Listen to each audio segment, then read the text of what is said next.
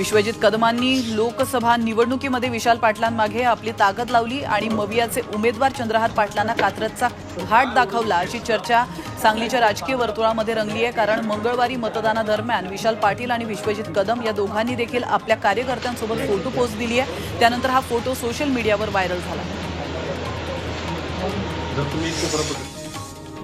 तृतीयपंथीयांनी आज मवियाचे उमेदवार अमोल कीर्तिकर यांची भेट घेतली। आम्हाला अमोलबद्दल जास्त विश्वास आहे, त्या अनुषंगाने आम्ही त्यांना समर्थन देऊन भेटायला आलो होतो असं त्यांनी बोलताना म्हटलंय। कीर्तिकरांनीही त्यांना मदतीचं आश्वासन दिलं।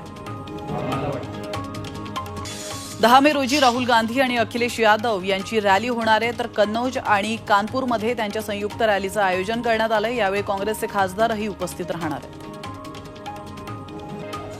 काँग्रेस नेत्या प्रियंका गांधी यांची उद्या नंदुरबारमध्ये तोफ धडाडणार आहे, तर महाविकास आघाडीचे उमेदवार गोवाल पाडवी यांच्या प्रचारासाठी प्रियंका गांधी अमृत नोनी गॅस्ट्रिन, अपचन, ऍसिडिटी, गॅस्ट्रबल ह्यापैकी तुम्हाला कुठलाही गॅस्ट्रिक प्रॉब्लेम झाला, उपाय एकच, अमृत नोनी गॅस्ट्रिन ही जाहीर सभा घेणार आहेत। नंदुरबार शहरातील छत्रपती हॉस्पिटलच्या परिसरात ही सभा पार पडणार आहे आणि त्या अनुषंगाने काँग्रेस पक्षाकडून सभेची जय्यत तयारी देखील सुरू आहे। सध्या सभेची तयारी अंतिम टप्प्यात आली असून सभेला जास्तीत जास्त संख्या व्हावी या उद्दिष्टाने काँग्रेस पक्ष कामाला लागला।